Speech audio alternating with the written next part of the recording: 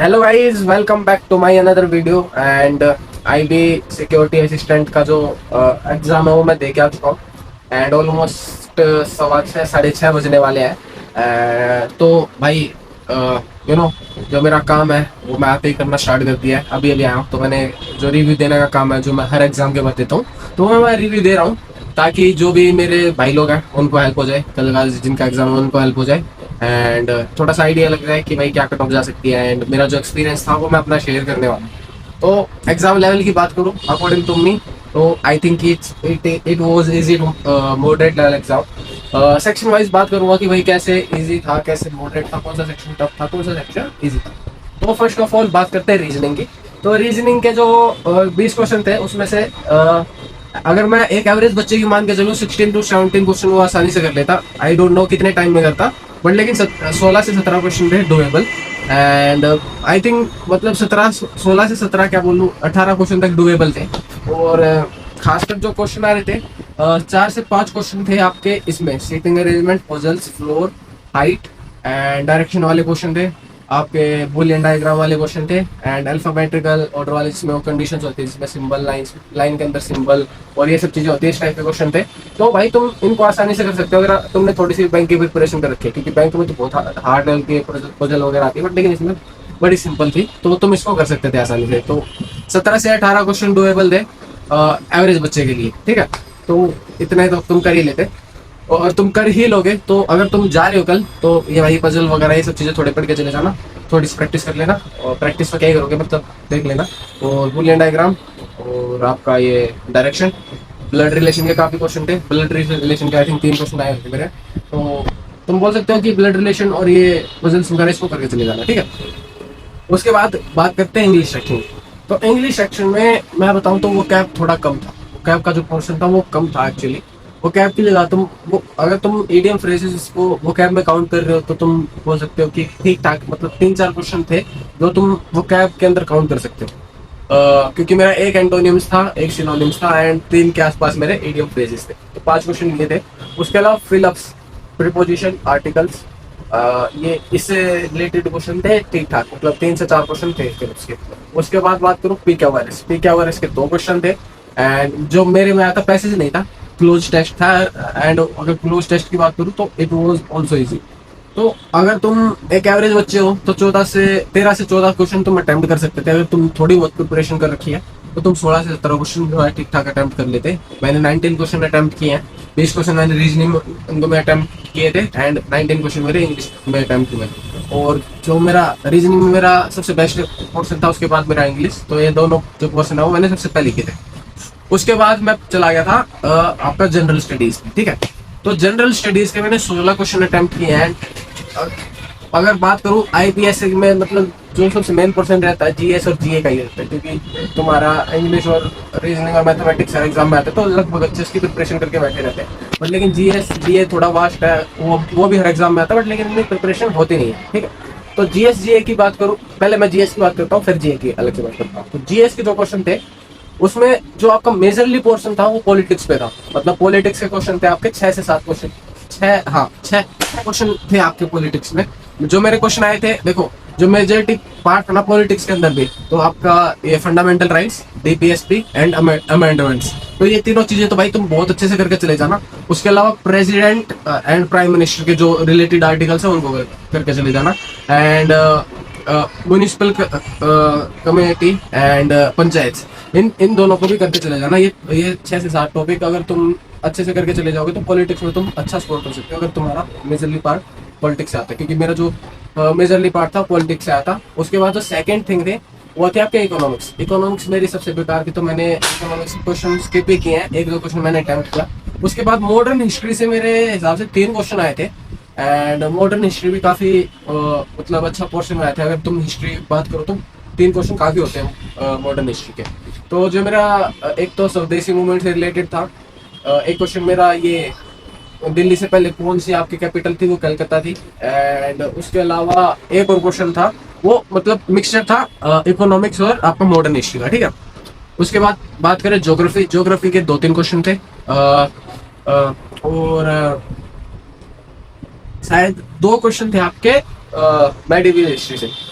नहीं, दो नहीं, एक क्वेश्चन था मेडिवियल से एंड एक क्वेश्चन था आपका क्या बोलते हैं, जो सबसे पुरानी हिस्ट्री है उसमें से था। मैं भूल गया, ठीक है। तो 5 क्वेश्चन आपके हिस्ट्री में से थे, 6 क्वेश्चन पॉलिटिक्स में थे। तो भाई जिसकी पॉलिटिक्स और हिस्ट्री अच्छी है तो उसके भाई अच्छे नंबर आ जाएंगे। मतलब तुम 11 से 12 क्वेश्चन अच्छे से अटेम्प्ट कर सकते हो। उसके अलावा ज्योग्राफी, इकोनॉमिक्स, इकोनॉमिक्स के है 3 से 4 क्वेश्चन थे, ज्योग्राफी के 2 क्वेश्चन थे एंड मिसलिनियस एक 2 क्वेश्चन अभी मेरे को याद नहीं आ रहे हैं क्योंकि मैंने 16 क्वेश्चन अटेम्प्ट किया, मेरे को इतना पता है। और जो मेजर पोर्शन था पॉलिटिक्स और हिस्ट्री से था, ठीक है, और इकोनॉमिक्स से। ये तीनों जो मतलब ज्यादा हुआ है इनका जो वेटेज था वो ज्यादा था। अब बात करते हैं जनरल अवेयरनेस की। तो जनरल अवेयरनेस में होता क्या है, एसए के अंदर जो मेजरली पार्ट आता है वो साइंस से आता है। साइंस और करंट अफेयर लगभग बराबर आते हैं। बट लेकिन आज का जो एग्जाम था, जो मेरी शिफ्ट थी, उसके अंदर सिर्फ 2 क्वेश्चन आए थे साइंस के, सिर्फ 2 क्वेश्चन। तो साइंस का पोर्शन कम था। आई थिंक शायद अगली कल आने वाली शिफ्ट में शायद साइंस का पोर्शन ज्यादा आ जाए, तो प्रिपरेशन करके चले जाना भाई साइंस का।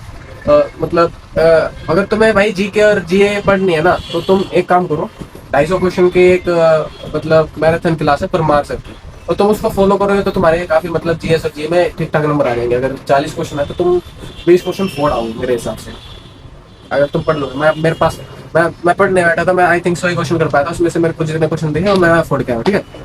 उसके अलावा बात करें करंट अफेयर्स में, जनरली देखो करंट अफेयर्स, स्टैटिक जीके और साइंस, ये तीनों चीजें जीए के अंदर थी। तो स्टैटिक जीके में डांस आए थे भाई 2, और दोनों ही डिफिकल्ट थे, तो मैं दोनों ही क्वेश्चन छोड़ के आया। करंट अफेयर्स के अंदर आपके यूनेस्को से रिलेटेड क्वेश्चन था, स्कीम से रिलेटेड क्वेश्चन था। तो यूनेस्को से रिलेटेड जितने भी डेवलपमेंट्स हुए हैं पिछले कुछ साल में वो पढ़ के चले जाना। उसके अलावा स्कीम्स पढ़ के चले जाना, और स्टैटिक जीके में तुम डांस पढ़ के चले जाना एंड फेस्टिवल्स पढ़ के चले जाना, तो तुम्हारे ठीक ठाक नंबर आ जाएंगे। मैंने 12 क्वेश्चन अटेम्प्ट किए हैं।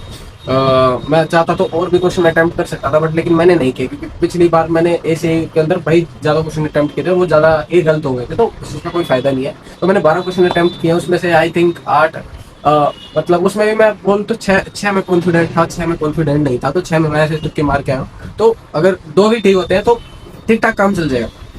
अब उसके बाद सबसे जो मैंने लास्ट में क्वेश्चन अटेम्प्ट किया था वो मेरा मैथमेटिक्स का था। मैथमेटिक्स का ये था कि तुम्हारे ना क्वेश्चन थे बहुत आसान भी और बहुत लेंथी भी, ठीक है। बहुत आसान क्वेश्चन ऐसा था कि भैया अगर तुम एक क्वेश्चन में फंसे रह गए ना तो तुम पेपर नहीं कर पाते, क्योंकि मेरा जो 19वां क्वेश्चन था वो बहुत आसान था। तो 19वां क्वेश्चन मतलब 10 सेकंड का क्वेश्चन था देखा जाए तो। अगर किसी क्वेश्चन में ज्यादा टाइम लगा देता ना तो मेरे नंबर नहीं आने थे एक्चुअली, ठीक है।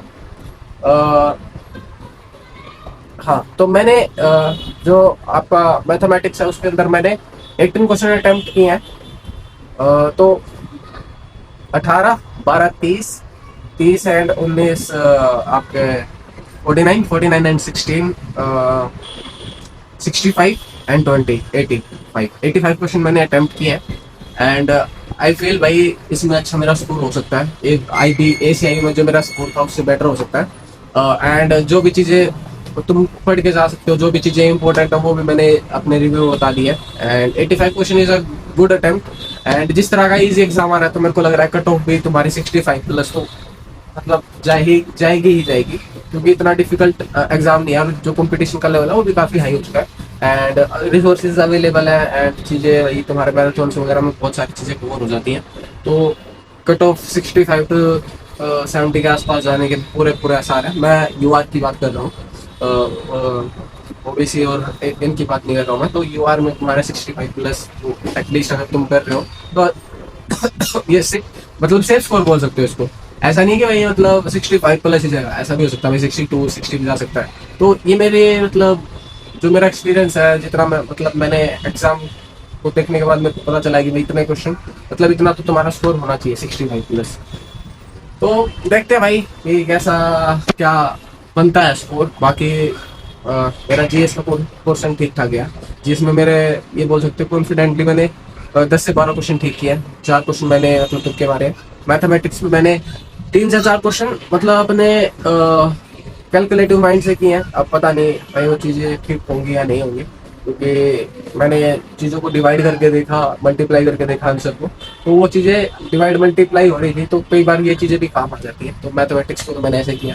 एंड अगर कोई भी एग्जाम कर रहा है तो भाई सबसे पहले अपना रीजनिंग का पोर्शन पकड़े, उसके बाद इंग्लिश, जीएस, जीए एंड सबसे लास्ट में मैथमेटिक्स, क्योंकि इसी हिसाब से पेपर होता है। एंड मैथमेटिक्स के लिए लगभग 20 मिनट बचाओ भाई अपने, तो तुम्हें 40 मिनट में 4 पोर्शन करने हैं। तुम्हें इंग्लिश का पोर्शन आई थिंक 7 से 8 मिनट में कर दोगे। रीजनिंग में तुम्हारा टाइम लग सकता है, मेरे को लगा था टाइम 16 से 17 मिनट। एंड जीएस जीए में भी थोड़ा टाइम लग सकता है। वैसे एक चीज़ और बताना भूल गया भाई, जीएस जीए के अंदर जो क्वेश्चन आ रहे हैं वो कोई स्टेटमेंट बेस्ड क्वेश्चन नहीं आ रहा है, डायरेक्ट क्वेश्चन आ रहे हैं। बिल्कुल एक दो क्वेश्चन भी नहीं था, मतलब जो स्टेटमेंट वाला क्वेश्चन हो, तो ज्यादा घबराने की जरूरत नहीं है कि भाई स्टेटमेंट वाले क्वेश्चन है। तो डायरेक्ट क्वेश्चन में या तो तुम्हारा ठीक ही होगा या तुम्हारा गलत होगा।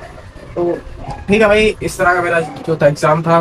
और मेरा जो सेंटर था वो नोएडा पड़ा था, नोएडा सेक्टर 62 आईओन।